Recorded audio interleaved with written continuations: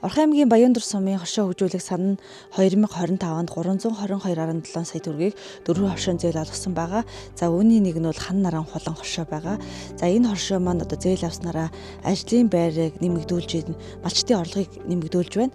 Мөн одоо хэрэглэгч нартаа одоо зах зээлийн үнээс хямд үнээр одоо махан бүтээгдэхүүн, за сүүс үн бүтээгдэхүүн, сүү цагаан эдийг нийлүүлж байна. Миний нэр Ариун Туяа. 2024 онд манай хан наран хулан хоршоо үүсгэн байгуулагдсан. Төрийн банкнаас шинэ хоршоо хөдөлгөөнийхөө санхүүжилтийг авч 250 сая төгрөгийн санхүүжилт аваад тэгээд бид үйл ажиллагаагаа эхэлсэн. Үйл ажиллагаа эхлүүлээд одоо жил гаруй хугацаа өнгөрөхөд бид нар өөрсдийн гэсэн хоршооныхоо бас 80 гаруй хөр худалдаж аваад өөрсдийн бас юм нэрийн дэлгүүртэй болоод тоног төхөөрөмжтэй болсон хүн одоо хадлагын одоо өөртөө хэрэгцээтэй байгаа хадлагынхаа бас тоног төхөөрөмжүүдийг худалдаж аваад бас хөдөө үйл ажиллагаа явуулдаг одоо тэр өхөр малаа одоо аж ахуйгаа эрхэлдэг газраа бас бид нар өөрсдөө бууз бошныхаа бас цехийг худалдаж авсан байгаа. Хоршоог хөгжүүлэх сангийн зээл гэж байт юм байна.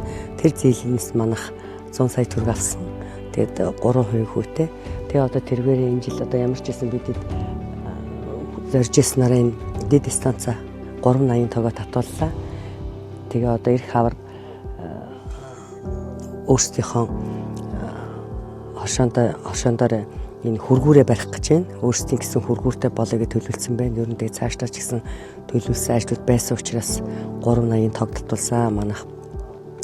Тэгээд ер нь бол одоо энэ хоршоог үүсгэн байгуулсан хүмүүс одоо үйл ажиллагааныхаа чиглэлийг сайн одоо ухамсарлаж яг үйл ажиллагаагаа сайхан идэвхтэй хийж чадах юм бол бас засгийн газраас аюул сайн дэмждэг юм байна. Сум орон нутагч гэсэндээ маш сайн дэмждэг юм байна. Тэгээд бид нар бас өөрсдийнхөө цаашдаа хий гэж төлөвлөж ирсэн, зорж ирсэн юм хийхэд ерөөсөө бүрэн одоо биднийг дэмжих боломжтой байдаг юм байна. Тэгээд та нар мөн өөрсдөө ингээд цаашаага хөгжүүлэх төлөвлөгөөгөө боловсруулж гаргаад төслөө бичээд ингээд энэ сайхан одоо хоршоог хөгжүүлэх зангийнхаа зээлэнд бас хамрагдвал зүгээр юм биш үү л гэж хэлмээр байна да.